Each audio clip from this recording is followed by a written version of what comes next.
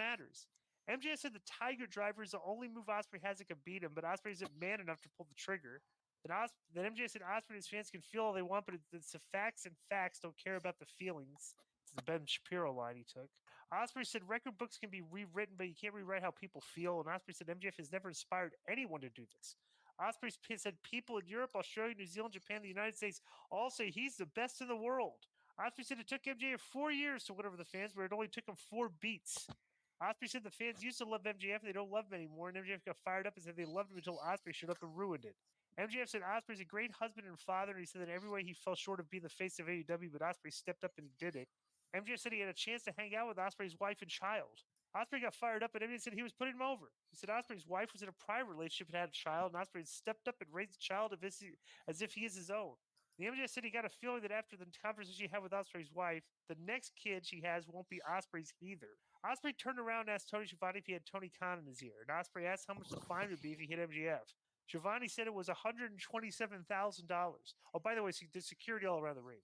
Ospreay said it was worth it and then punched MJF, and the security rushed the ring and pulled them apart. Then Ospreay fought free and threw kicks at MJF until he was pulled back.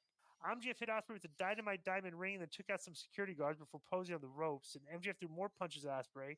I'm the best in the world, MJF said before performing a brainbuster. Then MJF covered him and made his own 3 count. Then Excalibur pointed out that Ospreay was clutching his neck after taking the brainbuster, and MJF set him for the Tiger Driver, but Chris Daniels and more security entered the ring and stopped him. Ospreay bled from the forehead. Give me your description of this, what you thought, the execution. Tell me, then I'll tell you what I think. First of all, I thought the in-ring was way, way, way too long. Mm-hmm. That's right off the bat. And I think it might have hurt a little bit what Swerve and Danielson were trying to do because they didn't leave them much time. Right.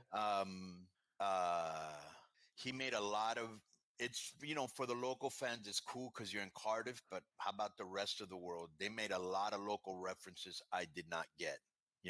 I guess bell end is an insult in England. Can you see what that even means, Joe? Yeah, I think it's like an asshole, but let me see here. Right. What is it? What do you call him?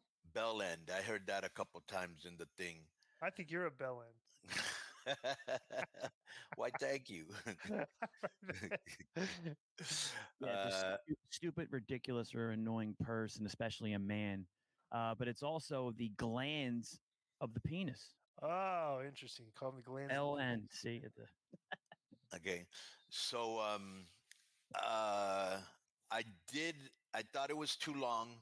I thought Ospreay held his own for a while and was kind of outdoing MJF on the mic at the beginning, and then MJF kind of took it over again. I like the fact where MJF brought his wife and kid into it, and then he actually asked, how much is the fine? And yeah, it's like $100,000. And he was like, fuck it, I'll just go for it. And then MJF got control by hitting him with the ring and the brain buster and leaving him lying there. This is the only thing to me that counts and the most important thing in any go home show or promo. They got me interested in seeing the match. I just want to see what's going to happen. I don't give a fuck about the wrestling part, what angle they're going to do or what they're going to do. That's what I have to say about this. All right, number one, go top to bottom, because these are two of their top guys, okay? Right. And Ospreay, they want to be the face of the company. Number one, Ospreay needs a makeover when he's doing in-rings. He looks, I'm sorry, but you're not, no channel surfer, because that's what you're trying to do. You're trying to draw fans because your numbers are not good. There's enough people that are turning on and seeing a guy dressed like that and thinking that's a fan in the ring, and they just turn the channel. Okay? He needs to dress more stylishly, instead of dressing like a guy that's ready to go to the gym. Okay? Number two, the verbiage, like you said, was way too long, but the gist of the angle, I like the way MJF is feeding into it, is, Will Ospreay's basically trying to put over, I'm the best, I'm a Meltzer wrestler. Right. And the Meltzer fans love me. And MJF is basically repeating, bro, none of that shit matters. Right. It's like you're not over like I am. You're not like, they can think you're better like that. And he cleverly, navigates his way around that to make it without flat out just saying it, right? Right. Okay. So MJF, Ospreay was good on the mic here, but MJF, in my opinion, got the better of him. Okay. Right. so they start the physicality with the security guards. Okay, and this is like when I said that like the details are ridiculous. They fought off the security guards, but all of a sudden, dude, it's like they all just disappeared into thin air. It looked like, and then it was just Osprey and MJF in the ring, did doing some stuff. Just literally the two of them. Like none of the security guards were like trying to crawl back in there or like acting like they like hit them and they just disappeared from the scene. Like a very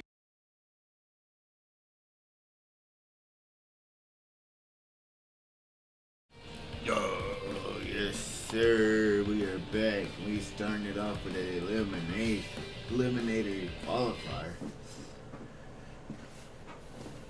Jason Voorhees falling all the way down to the eliminator division because all the contenderships and all the other divisions are taken up. And we can't keep one of the best records off the card, you know what I mean?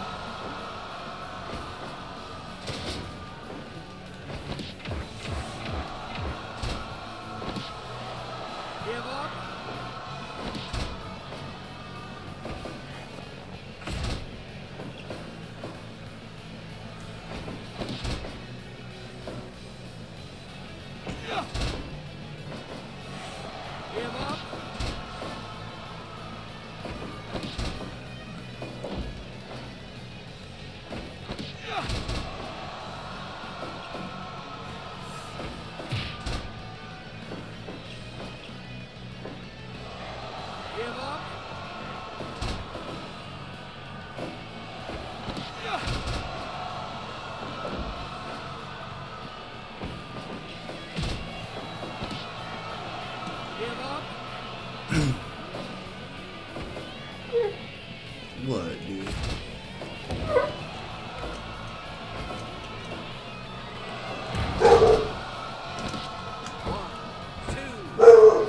Mogi, chill out, dude.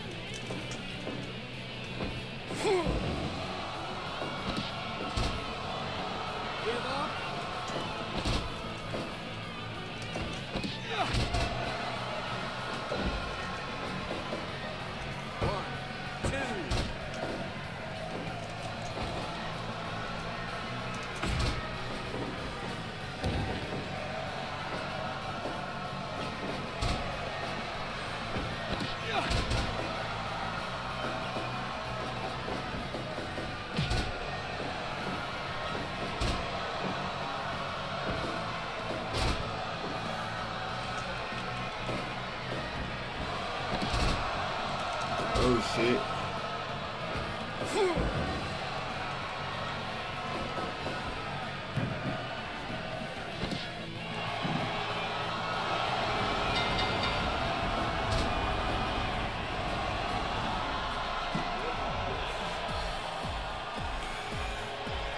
Jason Voorhees with the Dragon Sleeper hold over Rey Mysterio. What the fuck? Next we got, oh, this should be crazy. The Brock. Thug Corporation type beat. With Daryl Briscoe taking on Shinsuke Nakamura.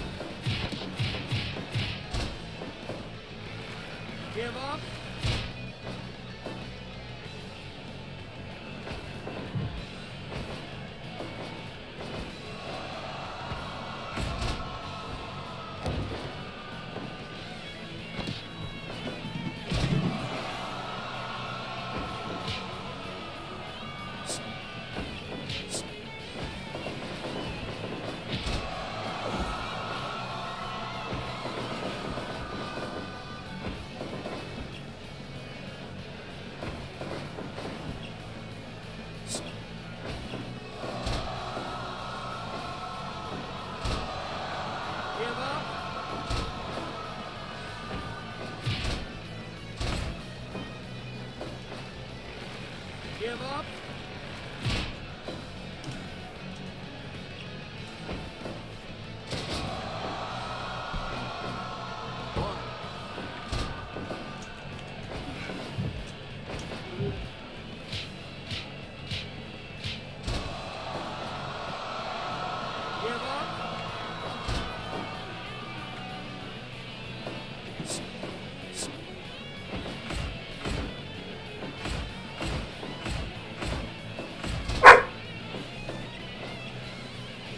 Quit, Rudy. Give up. Give up.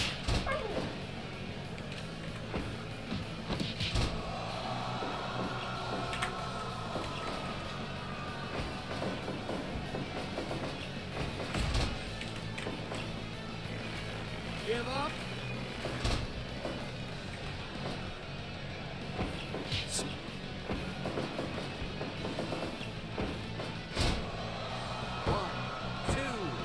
Oh shit.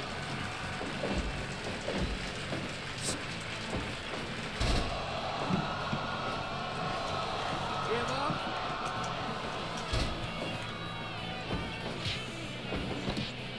Hey up. 1, 2.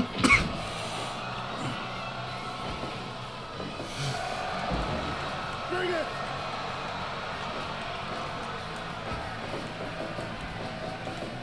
Oh, spine buster by the rock.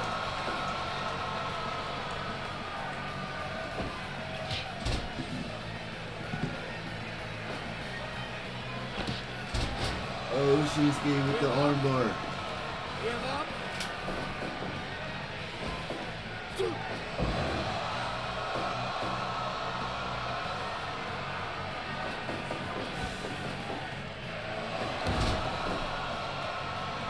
Hey up.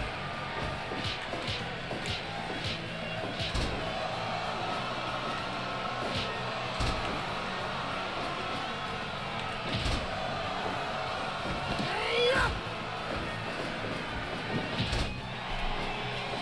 Come on. Hey up. That's it. Oh, Shinsuke's too tired. Come on.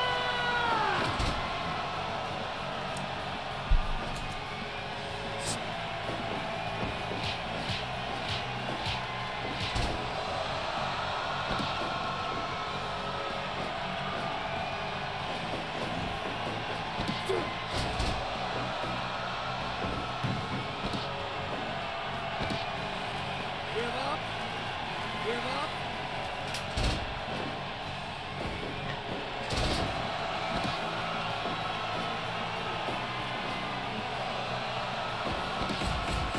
Come on.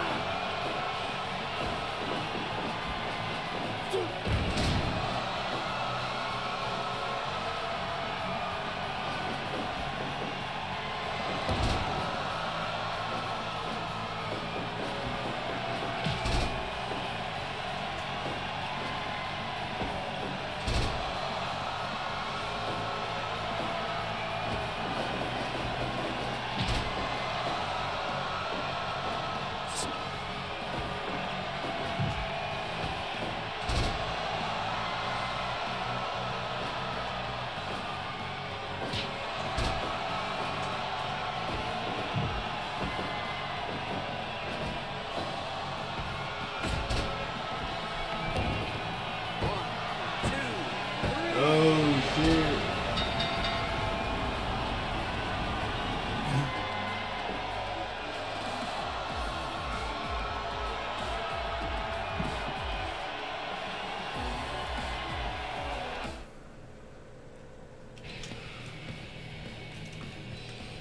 Shinsuke with the dub.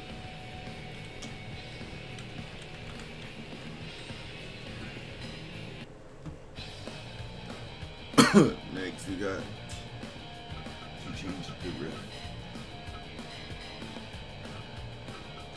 We got Haku taking on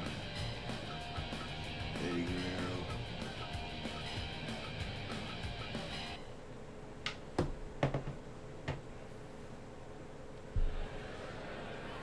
Fight.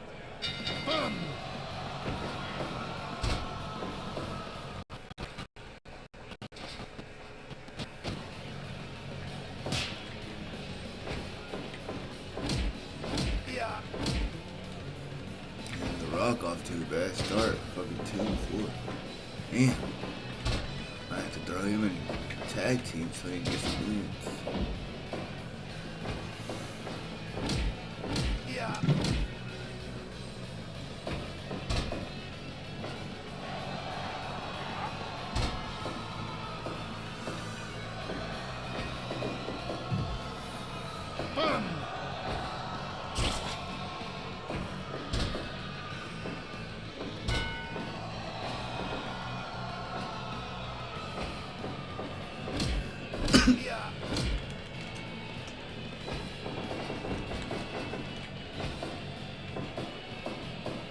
Oh, nice reversal.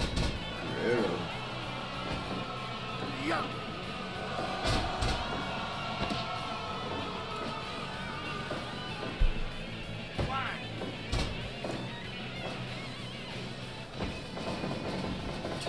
Oh, spin heel kick.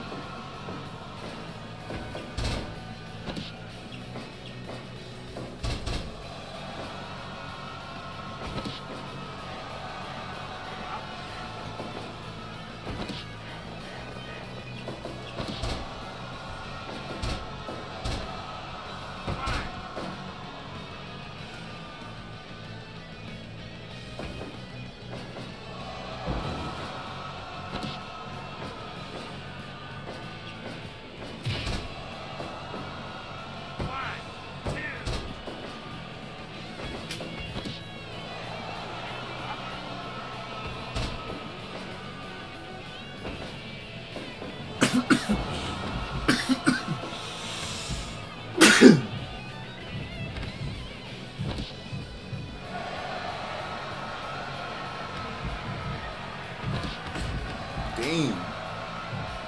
Haku going crazy. You don't want to be on the outside with Haku. You don't want to be anywhere with Haku. Well, I don't know. You don't got to get record right now.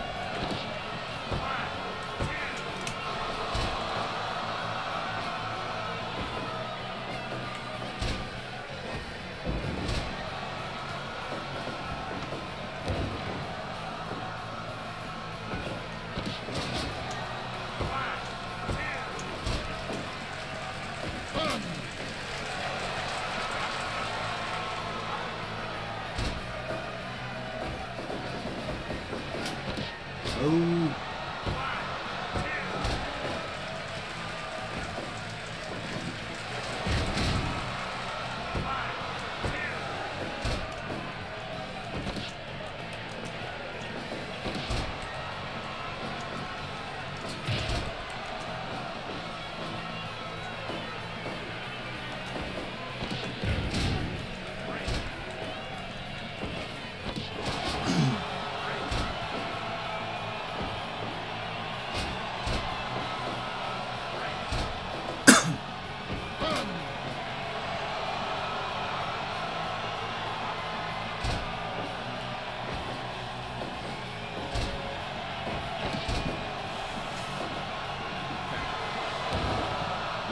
Special fish Breezy Brody for the number one contendership for the Southside Championship.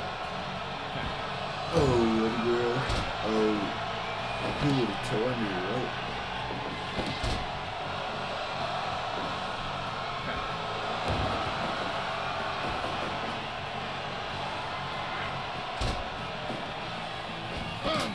Oh, no way.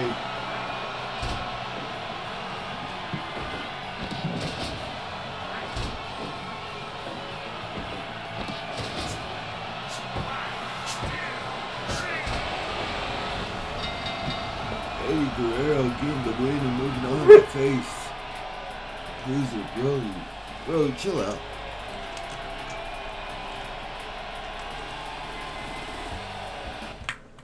Eddie Guerrero versus Bruiser Brody. This match about it. Have we seen that match yet? Probably yeah. We have over 300 episodes of this shit. I think we got over 300 episodes.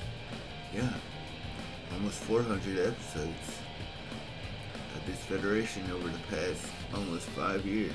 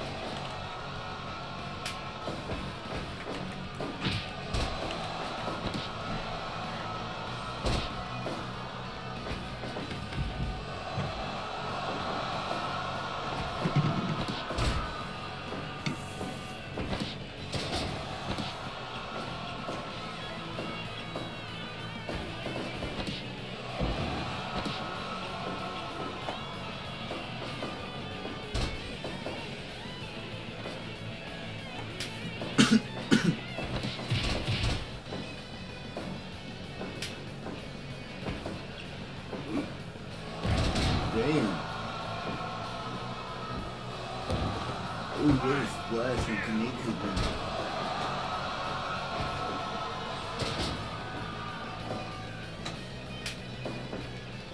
Come on.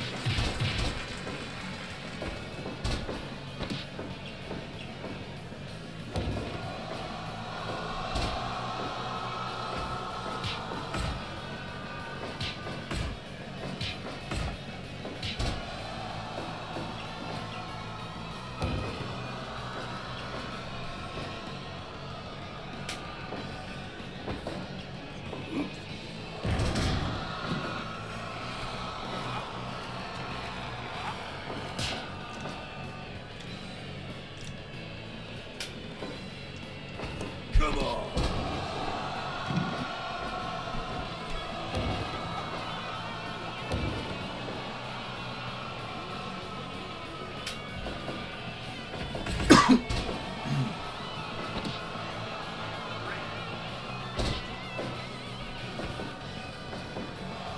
Ooh, nice.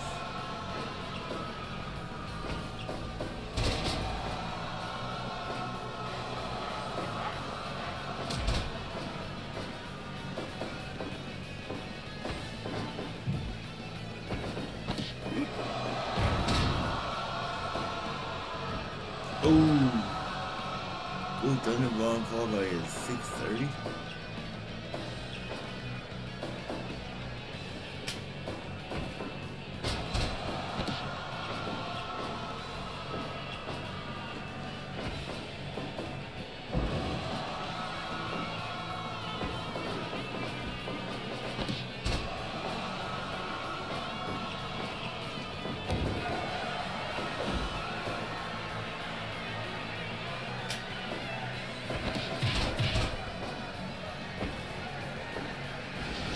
Oh shit.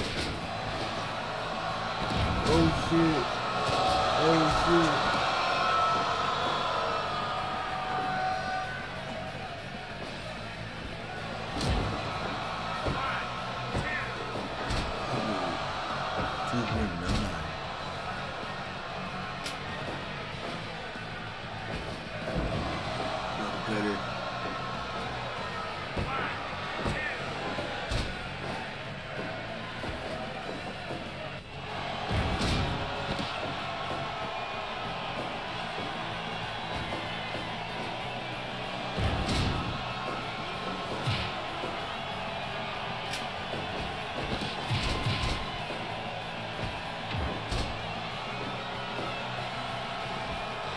We're able to send something. Okay.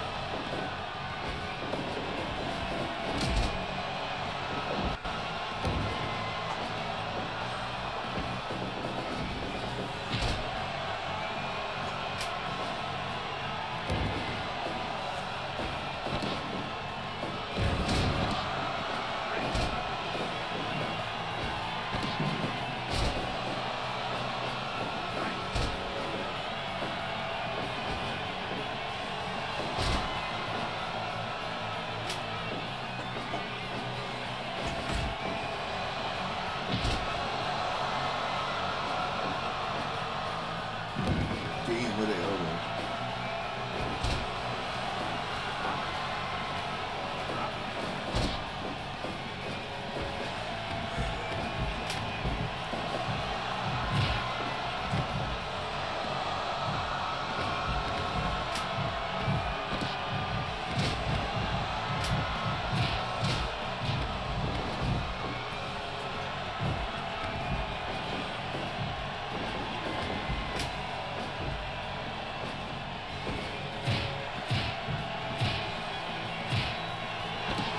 Oh shit.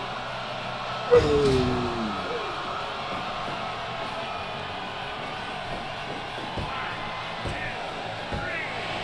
The Kaneko clan, oh shit.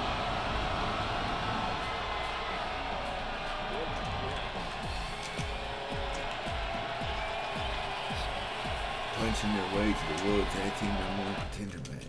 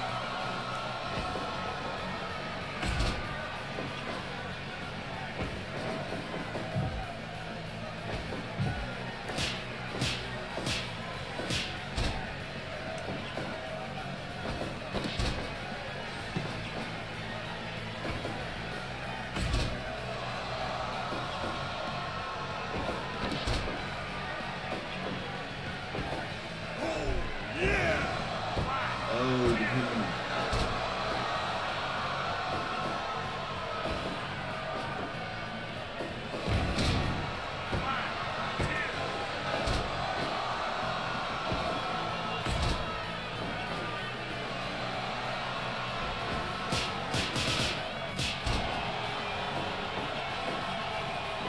Oh, damn.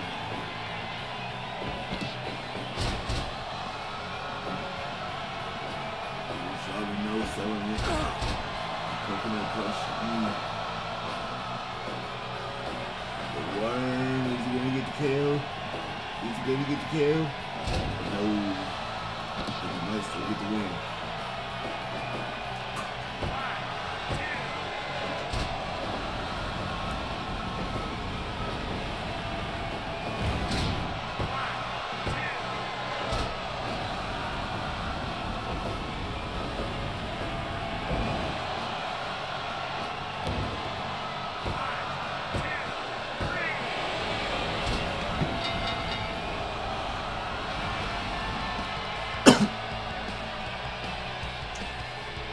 Finish Rodman.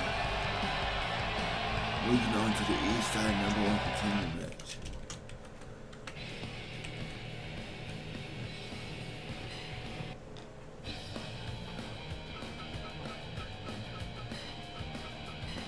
Next we got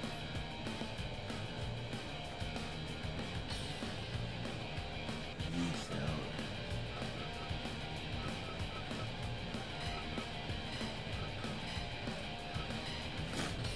Versus Randy Orton.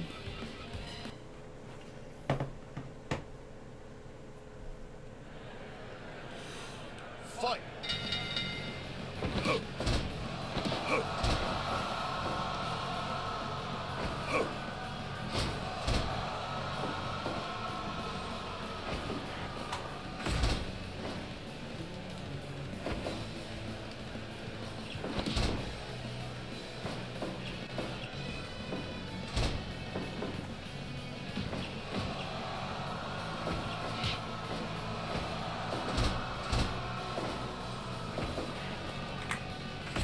Finish Robin up into the kibosh.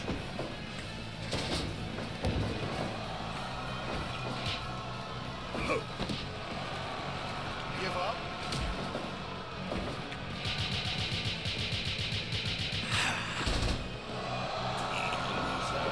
With the deadly ray. Break! V-Star wants the V-Side title back.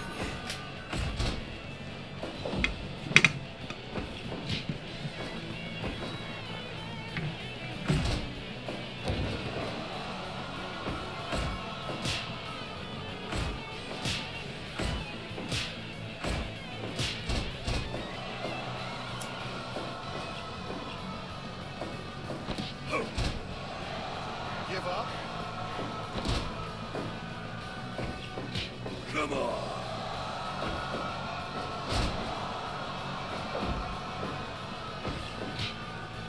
Come on. Give up?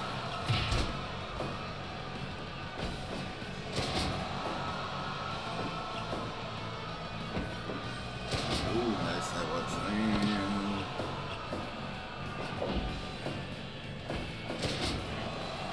Break!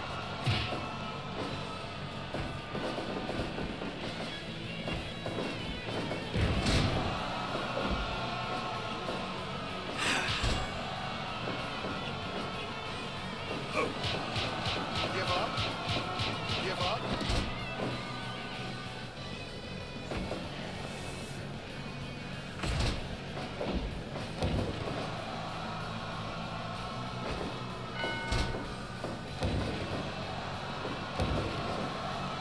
Come on. Ooh. Come on.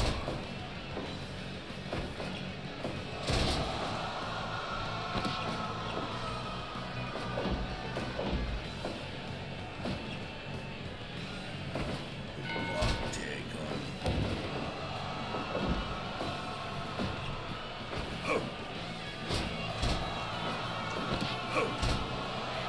Give up? Give up?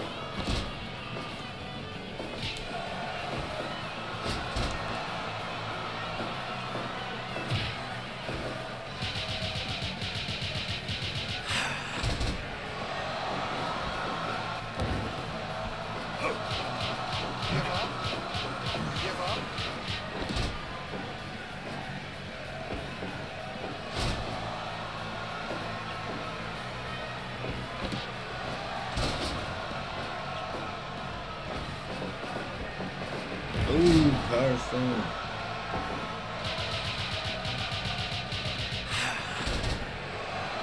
Come on. Break. Come on.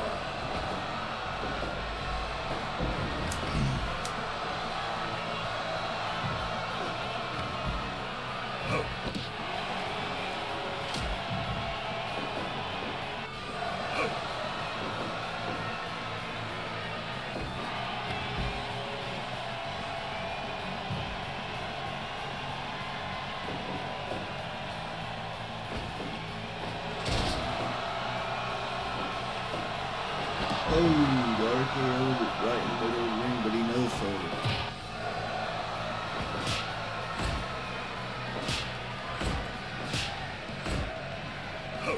Come on. Come on. 1, 2.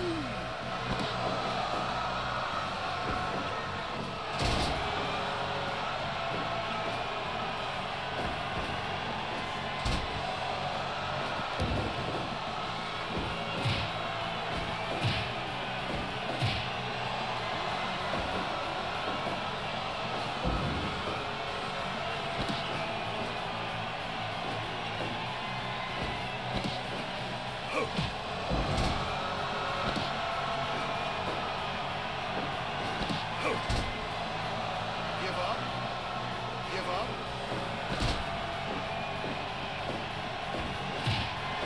Oh no!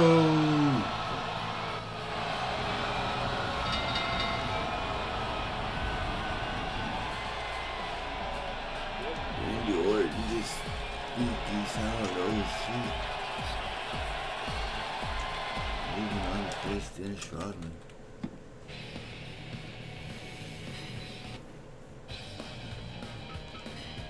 And what championship time?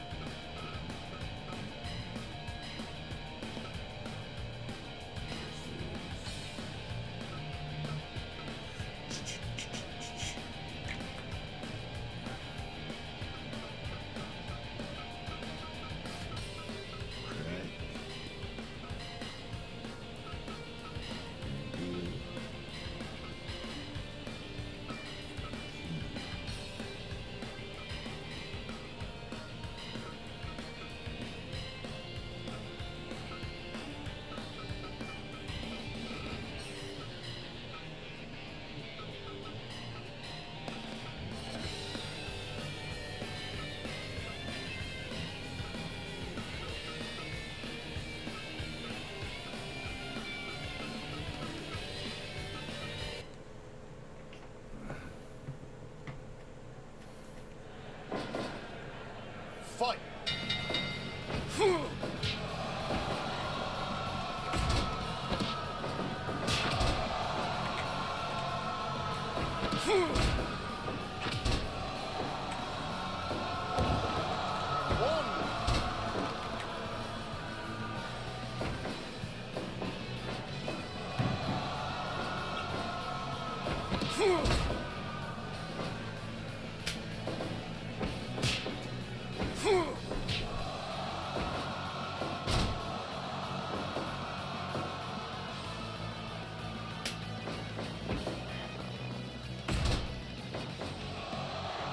Give up.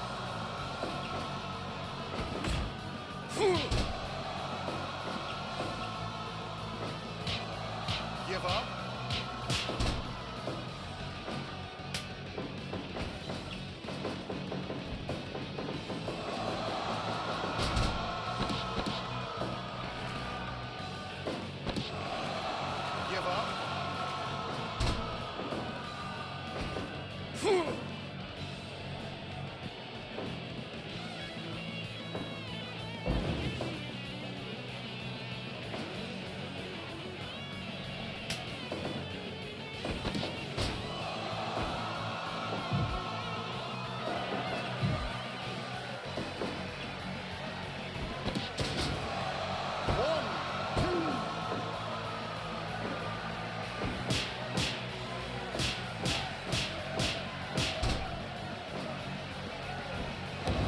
Break.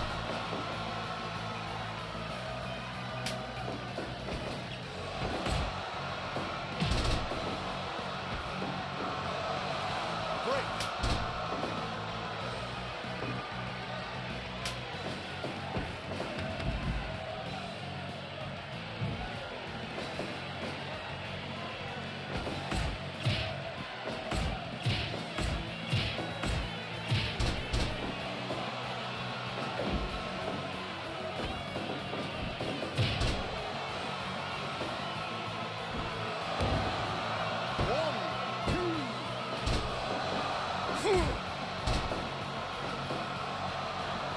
Give up.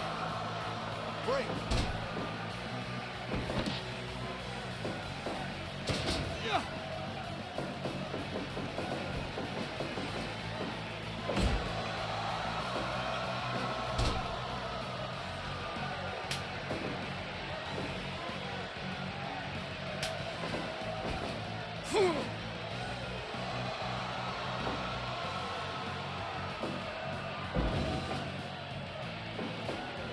One, two.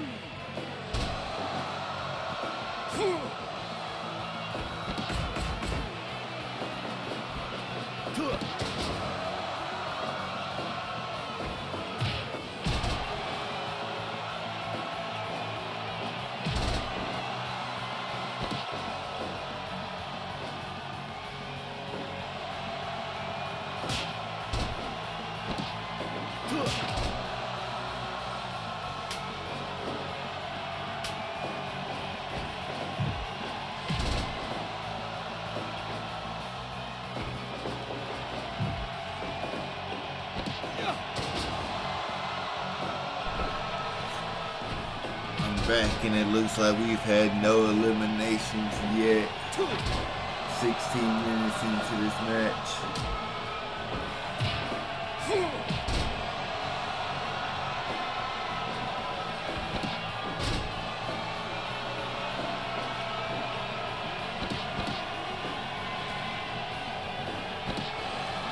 Give up.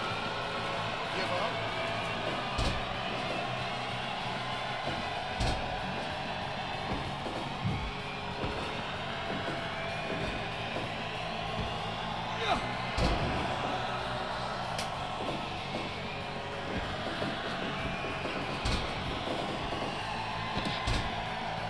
One, two.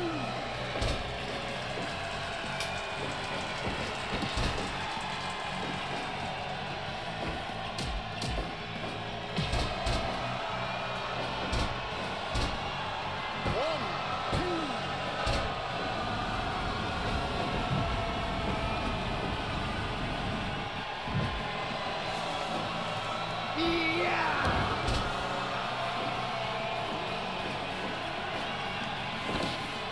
One, two, three. Oh, Vikingo's the first one eliminated.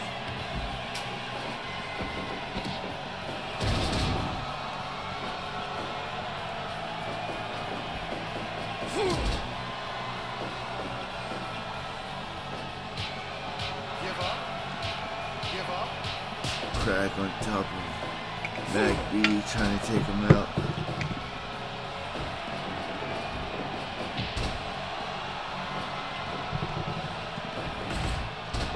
Back B, that B trigger type beat. Crack does not give a fuck. Spear.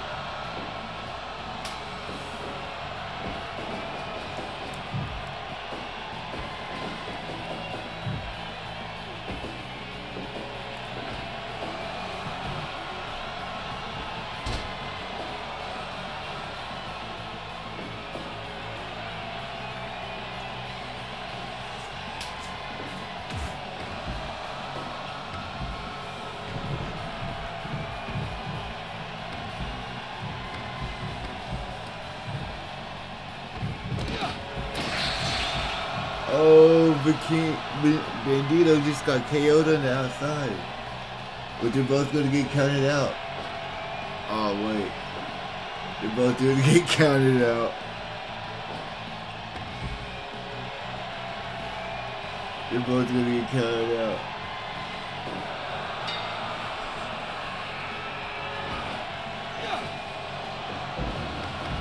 Crack got lucky. Oh shit.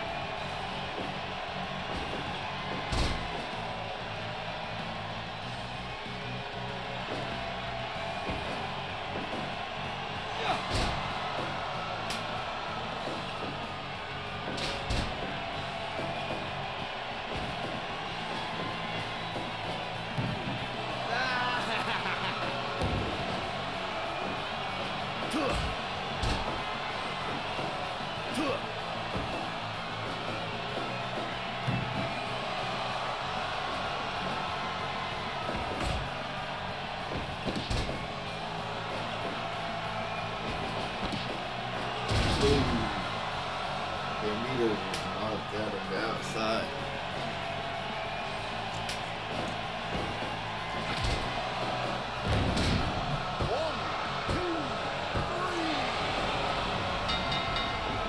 His squad retained. His squad retained. Dope. Dope.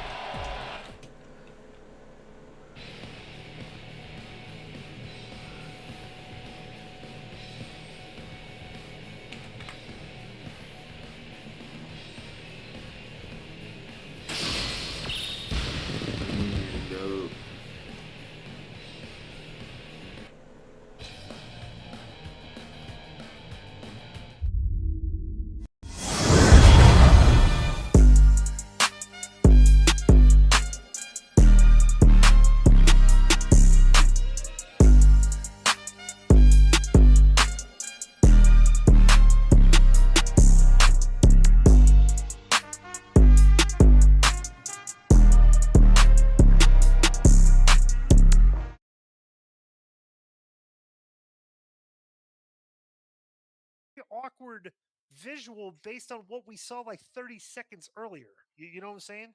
Right. Like I said, the details on that were not laid out very well. Like they could have done that better. Then more security guards had to come out.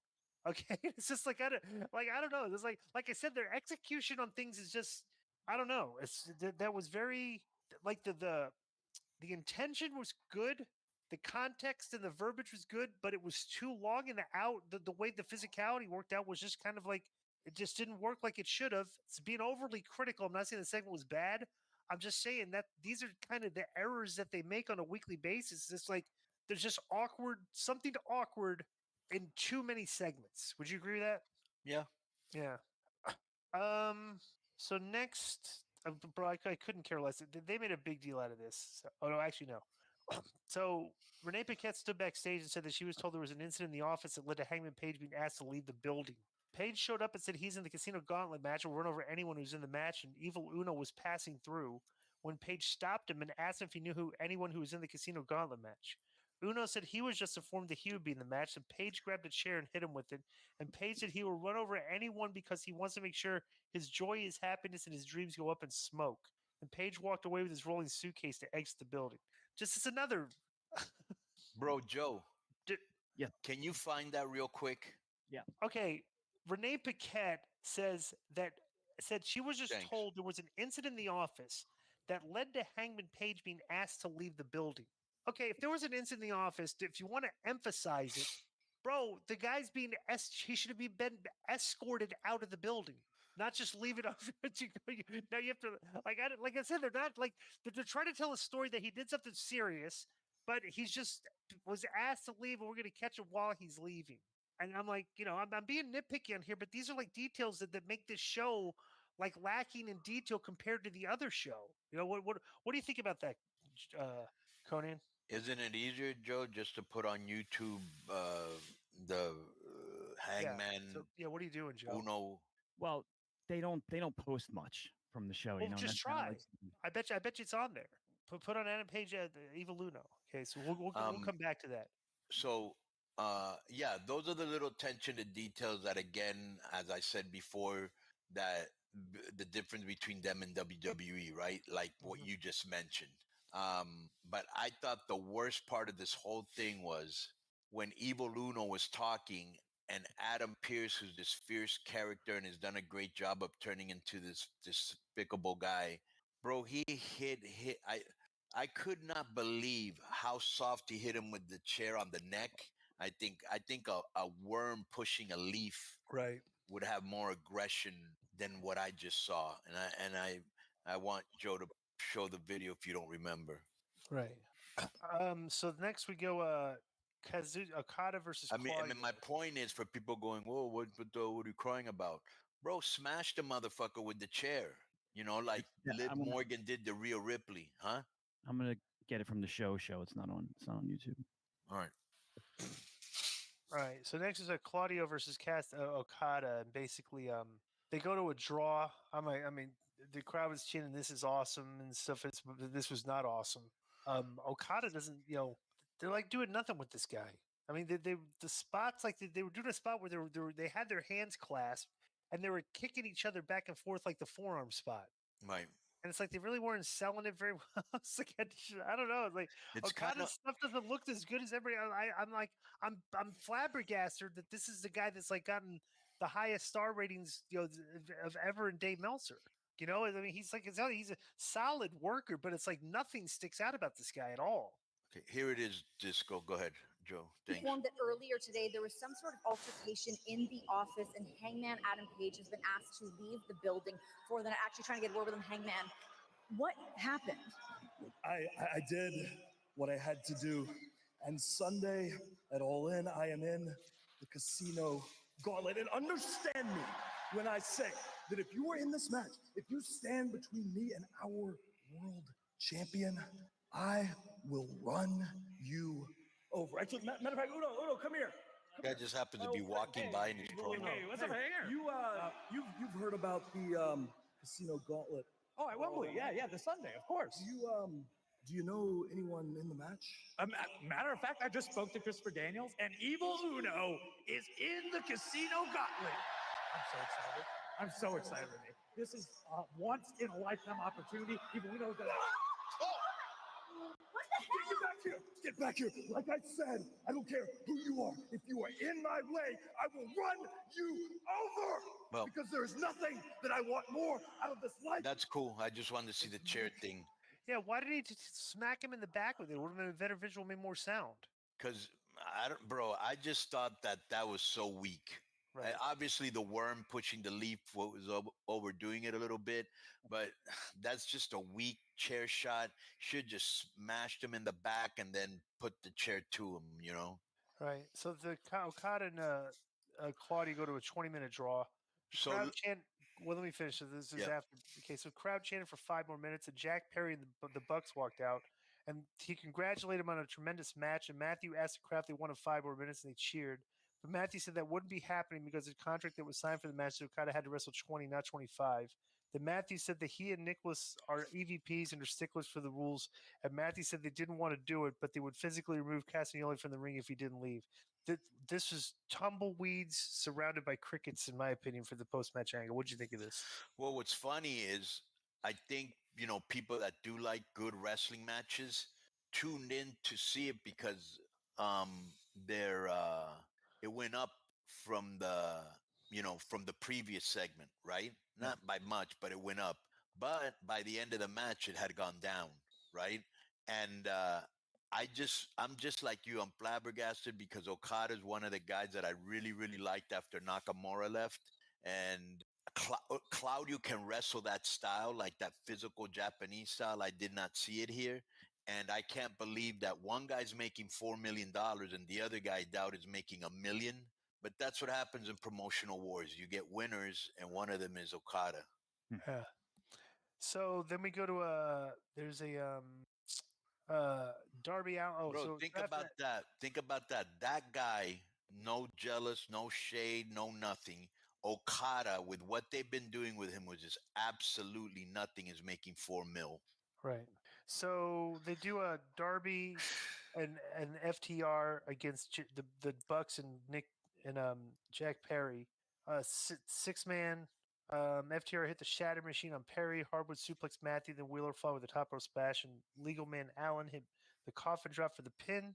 After the match, the Acclaim came out with Billy Gunn, and Caster played the crowd and called FTR court jesters. Said the Young Bucks were his two favorite princesses.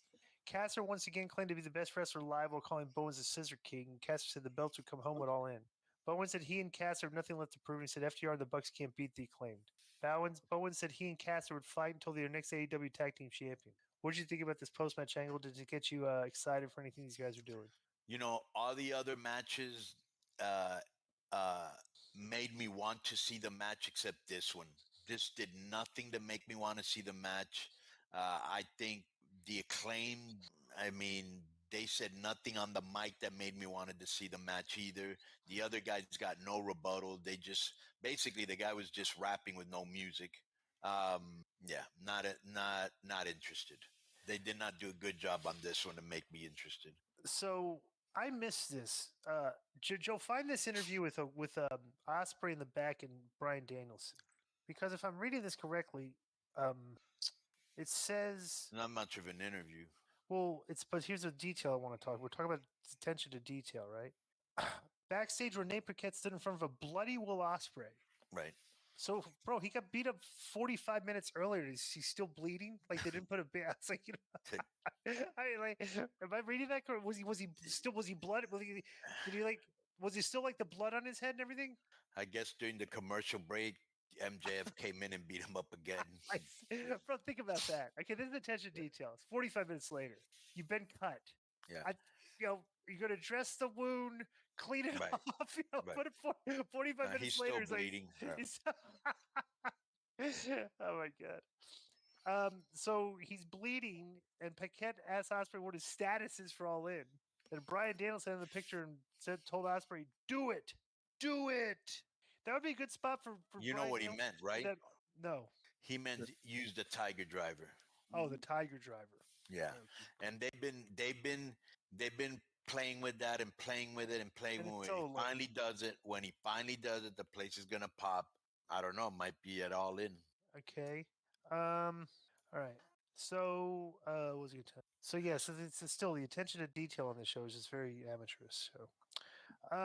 So Nigel McGuinness is in the ring for the final segment. And supposedly Nigel and Daniel has heat with Daniel Bryan. So he was given an over-the-top introduction to Swerve. Swerve is going full heat. So Swerve, just like the snap of a finger because they need him to, is all of a sudden a heel again. Right. Swerve said he's the most dangerous man in AEW because the pain he endures and inflicts. And Swerve ran through a list of people he's defeated. And Swerve spoke about doing things with Danielson to make sure he's not capable of returning. Swerve brought up the possibility of Danielson finding his fighting spirit and doing an independent wrestling show in Washington. Swerve said he would be there to beat him down. I don't know what, bro. They're doing these angles on these indie shows. It makes you look like it's dragging. It makes you look like an indie show when you're showing angles from indie shows. Okay. Swerve brought up Danielson using a mask and an alias in Mexico, but he said he would still be there to beat him down. Swerve said maybe we'll get to the point where Danielson decides to have a sit down with his family about getting back in the ring. Brian Danielson's music played and he ran to the ring. And Danielson ducked a close and then hit Swerve with a knee, and then Swerve ended up in the ring. By the way, Danielson looked like he raided Kyle O'Reilly's closet with the clothes he was wearing. Okay. Is that a good line by me, Conan? Would you agree Yes, with that? 100%. Danielson said he doesn't come out and talk about himself for 20 minutes every week. He said he knows who he is. He said he's the best effing wrestler in the world. He said the F word out loud. They censored it. And Danielson Swerve was talking about beating him, retirement, and crippling him in front of his daughter. Daniel spoke of doing it for the fans and paid the same for the last 25 years and the peers he traveled with. Daniel said if Swerve thinks he's going to cripple him, have to do more than that because he will leave it all in the ring. Excalibur said that's what Jeff Jarrett and the world wanted to see, the fire in Danielson's eyes. And Danielson said the only thing left is whether he can beat Swerve for the championship, and the fans chanted yes. And then Danielson said the fans know the answer, and so does Swerve. And Danielson dropped the mic and led more yes chants. Yeah, this is a good fire from Danielson. Good Right. good verbiage from Swerve. Swerve, And I kept thinking this sucks, man. How are you going to do an angle and Brian Danielson isn't even there? And I even thought to myself, maybe Danielson said, hey, I don't want to travel all the way to Cardiff just for running. But then he came Well, out. they're over there for All In anyway. They're Okay. over. All right. All right. Yeah. Yeah, they all flew over to the UK to do press and everything. So, but yeah, this is like I said, they furthered a lot of the angles. Execution was troublesome on some of them, but yeah, you know, I mean, got me more interested in a couple of the matches, less not more interested in some of the others. What about you? Uh, well, I thought they did. This is the best job I've ever seen them do in a go home show because what they did is they just concentrated on the big matches. Monet and the other and Britt, MJF and fucking Osprey, Danielson and Strickland, and all three of them to me got more interesting after this. Terrible job with the tag team ones. I thought the Claim did nothing to make me interested in seeing who are they even facing at All In. Which are the two teams? The FTR. I don't even know. I think it's FTR. Yeah, Yeah, FTR. FTR and the Bucks. It's Yeah, the Bucks, FTR, yeah, and the Acclaim. Yeah, not interested. You know what I'm saying? right. It was better than most of their go home show, but I just think the product is not hot right now, and the numbers are proving it. All right, so that's been our AEW You review. want to Are see you ready? this from backstage or not? Which Huh? what is this? Now? Osprey and Yeah. Pull it up because I missed it. Said he was still so he'd been beat up 45 minutes earlier. So let's see what he looks like. Excuse me, Will. Oh, for I mean, come on, On the ring dude. The central guy. reaction. This is 45 minutes after the attack. I saw. Still, they still haven't. Look at They me. still haven't Look at wiped. me. Okay, that's enough. I just want to see what he looks like, Joe.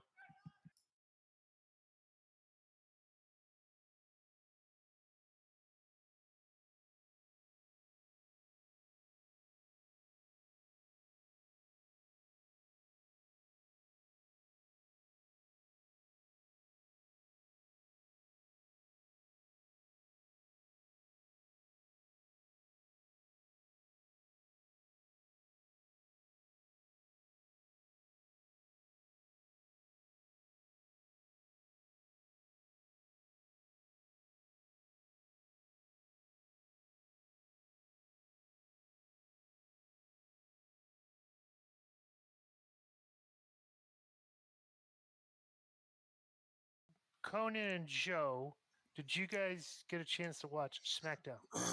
I did. yeah, I Oh, saw was- it, but the sound was off. So The what you saw with the sound off? yeah, It's bizarre. yeah, I was away for the night, and it was on the TV, but the sound was off. We were playing cards, so Okay. So let's go to SmackDown. What was the number? Joe, where are our numbers? it was 2.252, We'll pull it up. and yeah, I'm putting up the quarter hours now. All right. So the show started off with they showed the Bloodline and Solo entering the ring. Tiffany Stratton was in the ring with Pretty Deadly. And she said it was Tiffy time to celebrate that. We're way too loud here, Conan, with the food. You gotta mute that. Wait. So Tiffany Stratton was in the ring with Pretty Deadly and said it was Tiffy time, and they introduced her bestie Nia Jax. She came on a throne. She grabbed the mic and told Tiffany she shouldn't have, and Tiffany said it was her time to celebrate. Nia told her she appreciated her, and this all wasn't her style. She said her style is destruction. She proved it when she destroyed Bailey. She introduced herself to Queen of the Ring, then asked Tiffany to bow down, but she first deferred to Pretty Deadly, who would sing her a song, and then they all would bow down. Then they sang a new song, Ode to the Queen. It was humorous. Then Mitchin snuck up from behind them and hit them with kendo sticks, and they fled the ring. And then Mitchin started hitting Pretty Deadly with the kendo sticks, and she stood tall and stole Nia's champagne to close the segment. What'd you think of this? You're muted, Conan, buddy. you're muted, Conan. So I thought, we've seen the throne thing a million iterations of that, so that was nothing new. Jax was a great heel here, telling Tiffany pink's not her color after all the trouble she went to put this thing together, which obviously in the future Tiffany's going to turn on her. And one of the reasons you'll probably say is, I even did a celebration for you and you weren't grateful. I thought Pretty Deadly was great here, dancing and singing, and the song they the music they used was super whack, like from the 40s. But Tiffany was getting into it. I thought, I thought, I thought they were very funny here.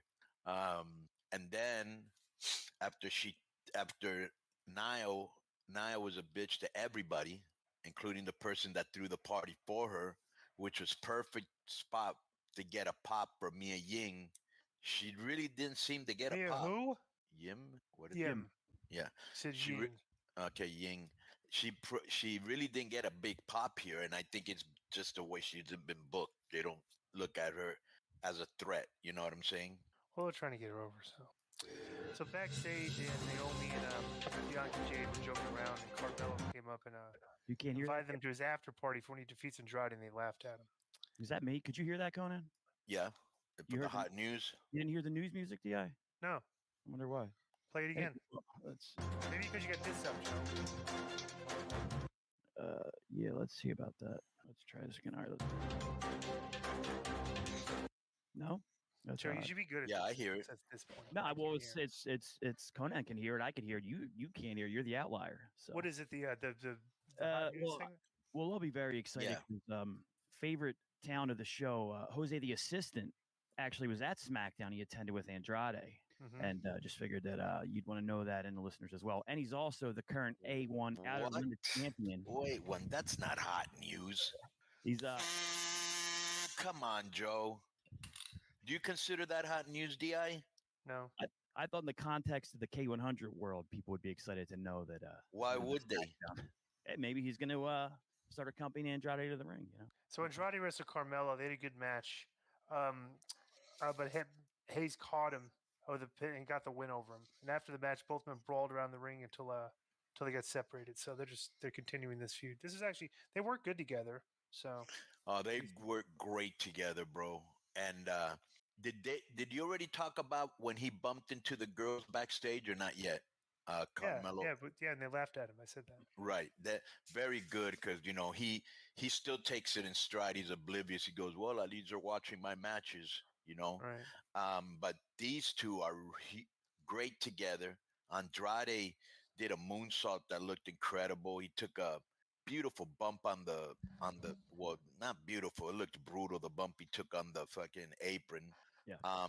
These two together, what I see, Disco, and being in the business, you can tell these are two guys that are being given a chance, and they're gonna make sure that they keep using him. You know what I'm saying? Mm-hmm. Yeah. So they had a backstage thing with the bloodline and Solo. They talked about the Ulafala and said he told Tama Tonga that he would acknowledge Roman as a tribal chief if he could take the necklace back from him, and the rest of the bloodline would too. So then they showed a video package for our boy. Do you see the video package On who? for Gianardo da Vinci? Yeah. Joe, are we getting those T-shirts made? The Gianardo da Vinci yeah, shirts.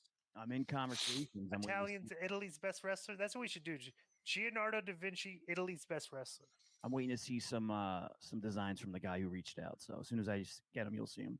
So a very compelling storyline culminated here with a match between Blair Davenport and Naomi. And Blair Davenport won with a big knee strike, and she celebrated after the match. Some of her offense did not look good. Like I said, she's one of these girls that I don't see anything in yet. But they didn't call it in. There was just not really good chemistry between them. So backstage, Waller and Austin badmouthed Owens and the fact that he had the world title match handed to him. Waller called a match against Kevin Owens an easy W, but failed to notice Owens walking up behind him. And Owens told Waller he was absolutely right. They should go out to the ring so they could prove how easy his victory would be. He slapped both Waller and Theory on the chest and said he would see them both out there. That was pretty funny, the way they shot that. Very funny. Yeah. They had a video package for Alpha that was very well done. Okay, so please, just real quick before you continue, because I was a huge Alpha and Sika fan. What are your earliest memories of them? Watching them on New York TV? Yeah, but no, you had to see them on New York TV. Yeah. Come on. Yeah. While some other Right. I just thought they were great for their time. You know what I'm saying? And I also read somewhere, it might have been in the Observer, that these guys in San Francisco, because I think that's where they were raised, were fans. and a couple times there were brawls there, and they were beating everybody up. So they asked them to train to be wrestlers. Right. That story is true. It's a great one. So Owens wrestled Waller and beat him in 5 minutes. And after the match, he trash talked him and asked Waller if he really wanted that old KO back. And he set up for an apron power bomb, but Austin Theory came out of nowhere. So then he grabbed a few chairs, which prompted help from Cody, and they took out Waller and Theory with the chairs and sent them packing. And then Owens picked up the title and looked at it before handing it back to Cody. This is good, but a little bit cheesy where, Cody's making sure that he makes it to the title match. Why did he care if he makes it or not? Yeah, there's no heat on right. this. Yeah, it sounds like I don't care. Yeah, it's like a friendly. You know what I'm saying? Right. The hell is happening here? Okay, so Solo backstage told Tama Tonga that he said Roman needs to acknowledge him tonight. Santos Escobar interrupted a story at dinner, said they had gotten they had a little cinematic thing here with the Legado del Fantasma. What does Legado mean? Legado. Legacy. The legacy of the fan. What does Phantasm mean? That's his name. That was his father's name, who I wrestled with a lot. Here we go. So he explains it. He said they need to remind everyone about who they are, and Escobar said their name is Legado de Fantasma, and that's a legacy as well as a name. He instructed them to focus and said he would send the trash LA Knight back to the trailer park where he belongs. Then in the arena, LA Knight made his entrance with a mic, and he mocked the dinner that they were having, and said Escobar was trying to convince everyone he could be just like him. Knight said he would put Escobar's churro in the dirt next week with a BFT, and then said he didn't have time to worry about some cross-eyed moron calling him trash, and any week he wants his trash, we'll put him on his ass. Knight performed some catchphrases and said he would see Escobar in DC next week. Good promo. What do you think about this segment with the backstage thing, or the dinner? That was very well done and good character development, and reinforcing he's a merciless leader. We mentioned that last week, didn't we? That they should do more stuff like that with them, and then they did it this week. Right. And on top of that, I don't think they're going to give it to Phantasma. LA Knight just won it, and he's super hot, so I don't think they're going to give it to him. But they do have Phantasma in the mix, and you can see they're ready to pull the trigger on him sooner than later. Us being Mike guys and knowing Eli Drake, and we like him, and we're happy that he's over. He doesn't really say a lot of funny stuff anymore. He just gets over on his natural charisma, which he has a lot of, his delivery, which is great, and a couple little and all that, which is great too. Yeah, the only problem, like you said, they're not going to take the belt off Knight this quickly. There'd be no reason to. Same thing with KO and Cody. If they're going to transition into a feud there, anything that goes on from SummerSlam to the Rumble was kind of like, filler. As long as it's, but here's the thing: as long as it's entertaining, sure, right? You'll watch, even though you kind of know the ending, and that kind of that spoils a little bit. What I don't like is the Cody Rhodes, Kevin Owens things, which was a brilliant way to get Kevin Owens a match where he said everybody deserves a chance except him, and Pierce goes, well, that's the reason I want to pick you, blah blah blah. Yeah, there should be some sort of, at least, what, Cody, you're my boy, I like you, and all this other bullshit, but the title's on the line, and I'm willing to do just about anything to win and put a little heat on that motherfucker. Yeah, and that would make sense with his character too. Mitchin had an interaction with Chelsea Green and Piper Niven. Told him she's got a title match now, and then they ran into Aldis's office, and Nia Jax attacked Mitchin from what she did earlier, beat her up. DIY versus the Street Profits for the number one contender, and this is 15 minutes. It was a good match, but you knew who was going to win here. The Street Profits won, and then we'll take on the Bloodline next week in DC. Yeah, this was a really good match because I actually watched the whole thing, and some really good false finishes, some really unique. Like, they're out there also trying to keep their jobs. You know what I'm saying? Mm-hmm. So this was actually good. So then Solo calls. We go the final thing on the show. Solo stands in the ring and asks for Roman to come out and take the Ulafala from him. Roman came out. It's kind of funny. They never teased Roman was there at all. Look at this number for the final segment. The jump here, bro. Roman, that's a lot of wow. 280. Like who's a draw? Like Roman Reigns obviously is a draw, right? So Yeah, it went from 2.15 to the highest segment on the show, 2.43 million. I guess everybody tuned in when they still were watching. So basically, Roman took them all out, and then the Ulafala was down in the ring. So Roman picked up the Ulafala, put it on, but then out of nowhere, what you call it, Jacob Fatu attacked him, and he had on a walking boot Yeah. and still was just like an animal out there, right? And Right. then they throw Roman to ringside, they powerbomb him through the table, throw him in the ring in his lifeless body, and they stand over and do the ones over on top of good heat. Roman still hasn't said a word, and he got a huge pop, and they got really good heat from the crowd on this. Yeah, this was the best thing on the show. You know, I remember in 2018-19 on this show, co-hosted by our boy Joe Feeney. Either fan asked me or Joe asked me, uh, who were the top people I saw in the independents, and I remember this very distinctly. MJF. This is before he blew up. Yeah. Fatu. This is before he blew up, and Selena De La Renta, who they ended up parting ways, and they had to bring her back because there's no woman in the history of MLW that's been able to touch her. Yeah. And as I've said before, I'm so happy for him. This was great. I did not see this coming. It was great because what they did was when he put the Ulafala on, right? Mm-hmm. Disco, the Yeah. place popped. Yeah.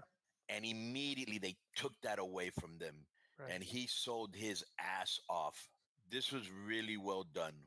Yeah, and that's pretty. I like the fact that he hasn't been able to speak yet, so now they can draw a good number with that. Hey, Roman's going to open the show this, whenever they do it. So Right. Yeah. All right. So that was SmackDown. Like some of the I don't know, like some of the angles. I mean, the Roman stuff really is the only thing that I have genuine interest in on the show right now. To be honest I with kind of I like the Tiffany Nia Jax thing, Right. because Tiffany's just waiting to get this. You know what I'm saying? you, right? Get her. This is a very white word you're gonna like, Joe. Comeuppance. yes, I'm kind of interested in the Andrade Williams thing too. Mm-hmm. Not interested in Owens and Cody. The Andrade who? Andrade. You're mistaking Trick Williams for Carmelo Hayes. They all look alike, right, Conan? No, but they used to be partners, and I'm Right. very high. Yeah, definitely, they do not look alike. Right. But they had Trick Williams in the audience in one of the shows, SmackDown or Raw. But yeah, that's. I mean, the show was all right, but as usual, the bloodline is blowing everything away. That's still the most interesting thing going on.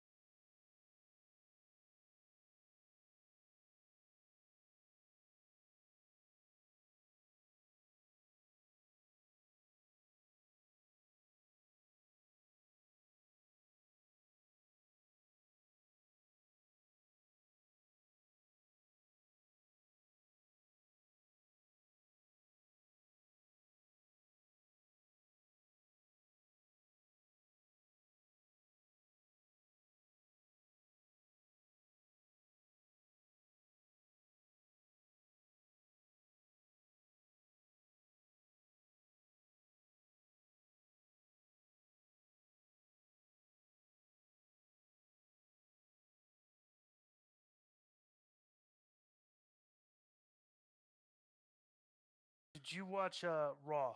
Yes, I did. Okay, so Raw opens up with Randy Orton coming out there. They showed all the people showing up to the building again. Right. Which I love. They showed the Pure Fusion Collection showing up. Tremendous. What do you think about that name, the Pure Fusion Collection? I think what I thought when here.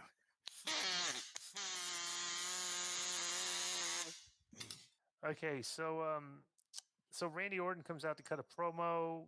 The USA champ broke out when Gunther came out. Gunther got good heat on this. They were booing him out of the building. Right. That is aware of how dangerous the RKO is, and Orton left him with no option other than leave Orton a bloody mess in Berlin. Gunther said he exposed Orton as a very professionally underachieving one-trick pony. And Orton said Gunther is making his own flight to Germany more uncomfortable because he'll have to make the 8-hour trip with the size 15 X-ray boot shoved up his ass. Then Lover Kaiser ran out and went after Orton, who cleared him from the ring, and then Orton turned his focus to Gunther. But Kaiser returned and clipped him from behind, and when Orton got back to his feet, Gunther put him down with a clothesline. So he just got basic heat on him there. So, what do you think of this? Yeah, Randy got a massive pop, by the way. What was the other thing that I remember? And then, yeah, Kaiser came in at the end, right? Yeah. Yeah. So, that's somebody's gonna probably have to worry about during the match, and will probably be used to get Gunther the victory. I can't see them taking off a Gunther this quick. Yeah. So they showed Sheamus is going to be the guest picker for the College Game Day in Dublin, Ireland, coming up soon. The guest picker. So Pete Dunne against Sheamus. They got a little heat, a little thing going on here. So they had a pretty competitive match because they beat the living piss out of each other. Dunne came back and placed Dunne in his comeback placed Sheamus's bad hand because remember he hit him with the shillelagh last week. Yeah. So he placed his bad hand inside the middle rope and turnbuckle pad and then booted it. And Sheamus ripped the pad off and then hit Dunne with the broken. That was great. Yeah. That was great. That's a very, very clever finish, actually. I like that. But yeah, these guys just beat if you want to watch two guys beat the piss out of each other for 10 minutes, go back and watch this match. I gotta give Sheamus a lot of credit, and I take none away from Pete Dunne. He's always been very underrated. But not only did they bring it, Sheamus, he always says he has banger after banger. He's been having some great matches now for years. And it's funny because if you remember, the day that I walked with Elias in Nashville, he actually called me out for saying that his work sucked on the show. And now look at him, bro. He's great. So backstage, Odyssey Jones was with Kofi and Xavier Woods, and they did a New Day. While Woods didn't look too thrilled about it. Once Jones left the room, Kingston asked Woods if he was okay. And Woods said he wished Kingston would have talked to him before getting Jones involved, now that he felt like Kingston wanted Jones to replace Big E. Kingston said he was sorry and no one could ever replace Big E. And Kingston recalled how hard it was to get New Day off the ground and how everyone was laughing at them. And Kingston said they were family and nothing will change that. And he said Jones is in a similar spot and he thought they could take him under their wings as veterans. And Woods said Kingston was right. Jones returned and Woods was kind to him, but then looked a little taken aback by Jones giving him an aggressive hug. That was kind of like, they're doing they're overselling this angle, right? Right. I'm going to get to it too when we get to the match too. So right, and so at the end of the day, I think they came to a point where there was nothing more they could do with them, and it was, dude, you guys have to break up, and that's basically what's going to happen. I mean, that we all know it's coming. And hopefully it'll help our boy Karrion, that he was able to break up, one of the most beloved teams, and now he's kind of mind controlling him. Right. Yeah. Because he'd be a great, Charlie Manson mind control. I know that's a dated reference, maybe somebody newer. But somebody, you know what I'm saying? Who's somebody more recent? David Koresh? No, it's not even. That's more recent than him. So Ivy Nile was working out when she was approached Teddy by Hart, Gabe. nothing. Teddy Hart. Ivy Nile was working out when she was approached by the Creeds and Gable welcomed her to the American Made team. Nile said she gave Dupree a chance. It's on her for not taking it. And Gable said they weren't finished with the Wyatt Six, and he put his fist down, and the other joined him. And they all said, American Made. So we do Ivy Nile versus Maxine Dupree. And Nile caught Dupree with a kick and then worked her over with some punches. And the Wyatt Six lighting wind down occurred. When Nile turned around, Nikki Cross is in the ring. Then Gable and the Creeds entered the ring, and so did Dupree. Then Uncle Howdy, then all the Wyatt Six showed up in the apron. Cross jumped on Nile, and the male Wyatts took out the Creeds, and the Wyatt Six surrounded Gable. Then Uncle Howdy hit him with the Sister Abigail. So the match was a wash. The angle got over. They're getting over. They're getting, even though it's cinematic and it's kind of just not really. It's like not much is really happening here. They're just like they're really overemphasizing everything that they do, which is fine if it's as long as it's getting a pop. But let me tell you what. I think this. Just let me finish my thing. I think this thing is heading down the path where it could get really old really quick if they try to book it like the Bray Wyatt stuff constantly. Go ahead. Okay, let me tell you what I think they did that it was very smart. I don't know if you remember, I said this a couple of weeks ago. They actually wrestled in a match without their mask. Do you remember this, Joe? Yeah. Yes. And I said, bro, they lost a lot of luster. They should keep their mask on, and they should keep the kind of darkish elements. You know what I'm saying? Right. Yeah. So what they did is they came back this week. They did still have their mask off, except for the girl, something the witch. I don't know what her name Abby is. the bro. Witch. Yeah, Abby the Witch. So, except for Blair Witch, she was the only one that had a mask on. I think all of them should have kept it on. But what they did do, which was great, and it kept the spirit of what they had done before they get them over, they kept it in the dark. So it looked really creepy. That to me I thought was very smart. And I think they could get away with that for a little while. Right. Yeah, I agree. You don't want to Huh? too much. You don't want to humanize them too much, and they've been with some of the Right, interviews. and exactly talking right. about You want to things keep them done that. creepy looking, and what the fuck's going on? What does he really look like? Yeah.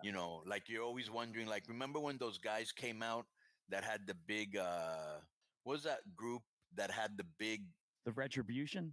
no. Maybe. This was a music group that had like big masks, big heads on. Guar. No. Slipknot? No, it was more like hip hop, and they would. And Nile Rodgers sang a song, "Get up to get happy, da da da happy, da da da da da da da da." Remember that song? It was everywhere, dude. I do not remember that song.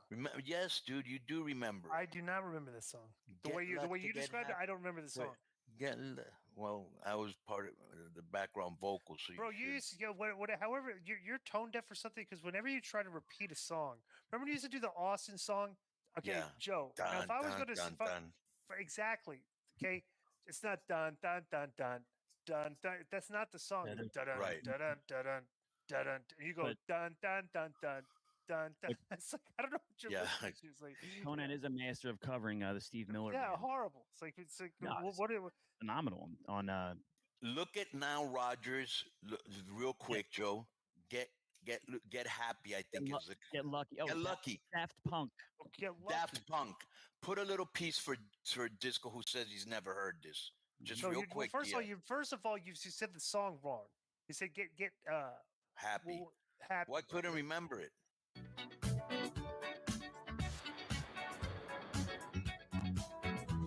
Arca.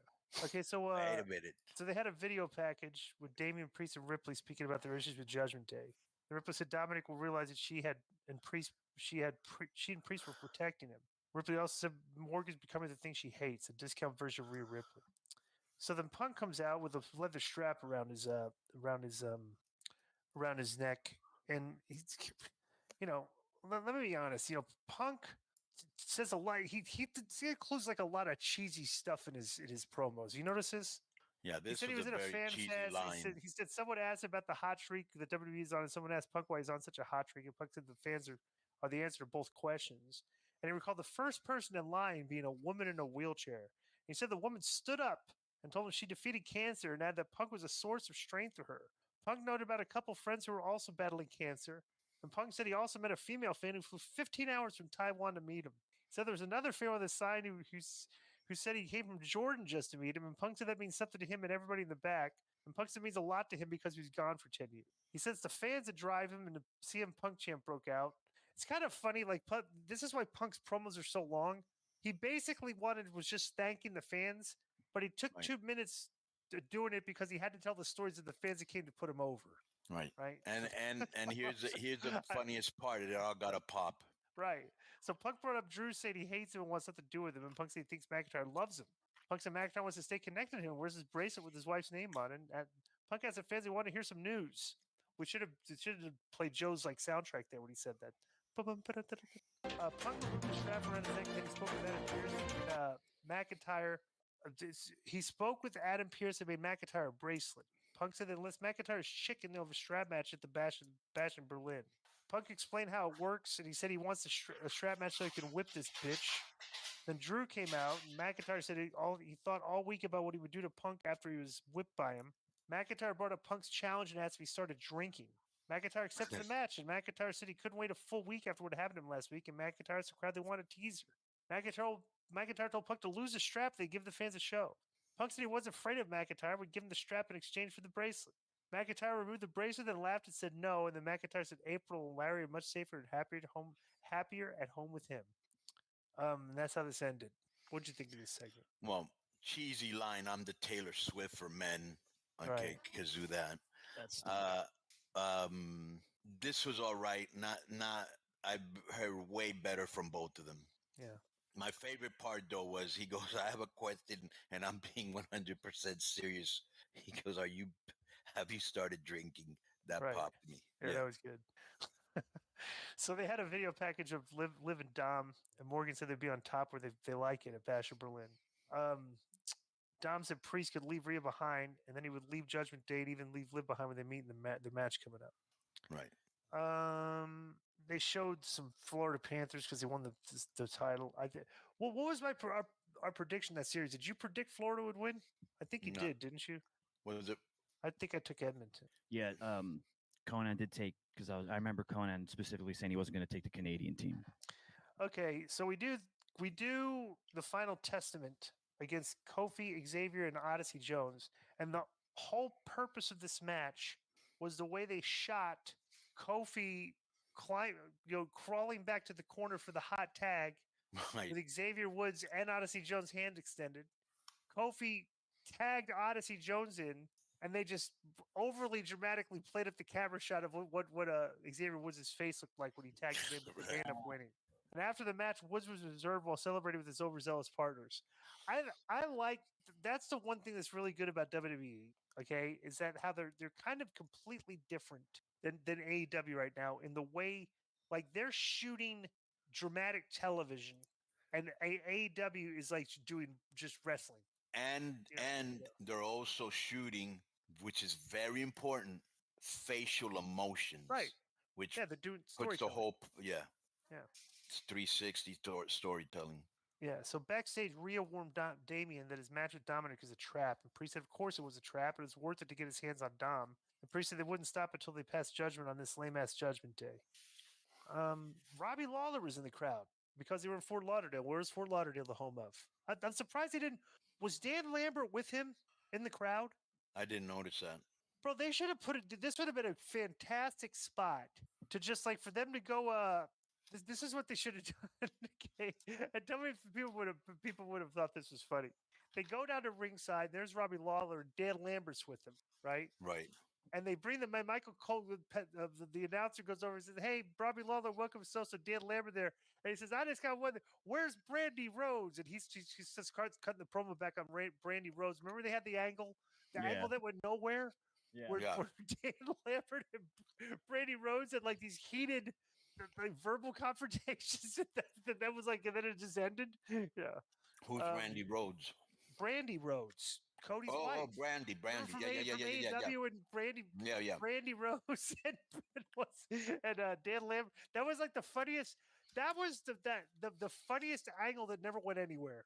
It's one of the weirdest angles in the history of wrestling. It's like Dan Lambert cutting promo on Brandy. Cody never came out to defend his wife. And she just went toe to toe. I don't know. That was just it. So Bronson Reed makes his entrance coming out for a match because Miz is going to take him on an ODQ match this week. And Pierce is actually trying to talk him out of it. But Miz said he didn't know if he won the match, but he had to have it. So they go out and they have a hardcore match, basically. But you know what happens here. Reed basically, beats Miz, gives him the splash. So after the match, he went to the ropes to do it again. Bro, this gets over. When him going to climb up the ropes, the crowd starts popping, which is good, you know? Exactly. So then out of nowhere, Braun Strowman comes out when he's going to go deliver the coup de grace on him at the end there, the second tsunami. And they had a stare down, and then Strowman left, and Bronson Reed stood on the apron while nodding and smiling. So we're gonna have a big boy match coming up. It's good. Haven't had a good big boy match in a while, you know.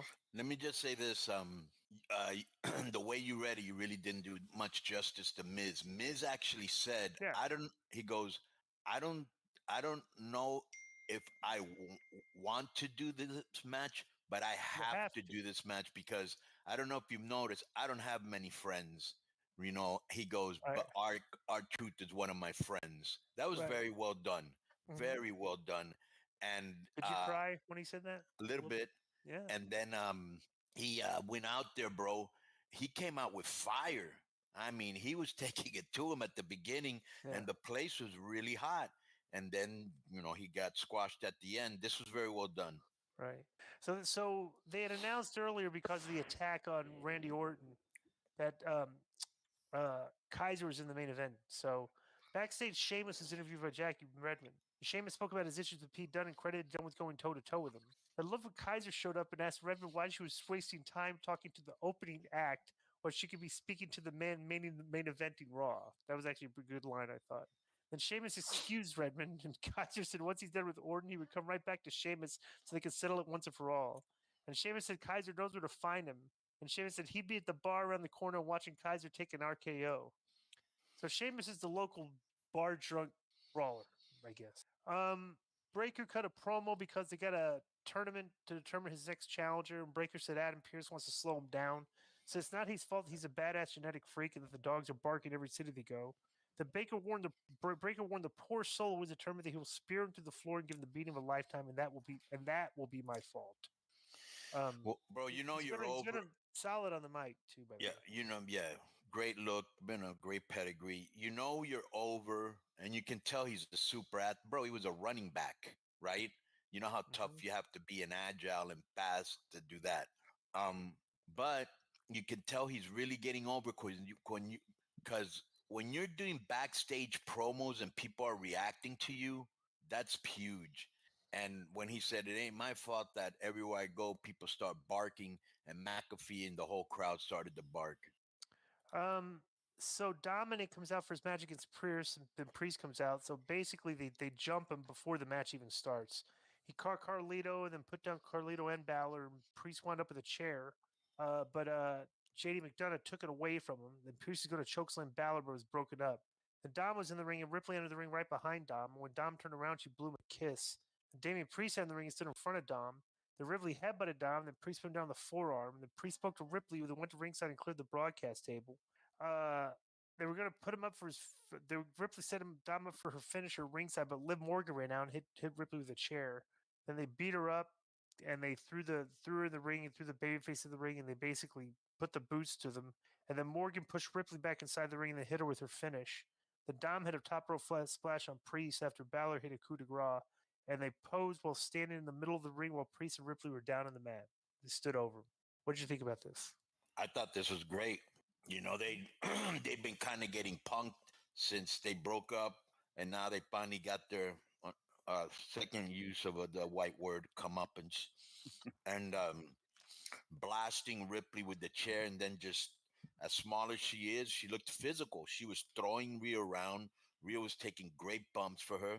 She kept throwing her into the corner like she actually looked vicious. I thought this was very well done while Priest is being made to look. It was a good 5-on-2. Yeah, very well done. The way they layered it, you know. Yeah, they're very it's just they're just a better produced product. Everything. We'll talk about it later. Than when we go over AEW, but there was the segments that have good intentions in AEW never go smoothly from start to finish. It's always there's a glitch in there. We'll talk about when they get there. But they're very detail oriented on this show. Very detail oriented, especially if they ever miss a shot.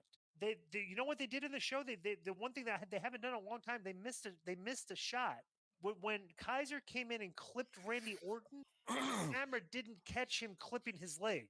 And you think, oh, wow, that's out of ordinary for them. They usually catch it everything is so straight, like a little tiny detail like that. Just you see him hit him, but you didn't see him clip the leg. You see them fall, and it's that sticks out when they make a production mistake on that show because it's very rare. Very rare,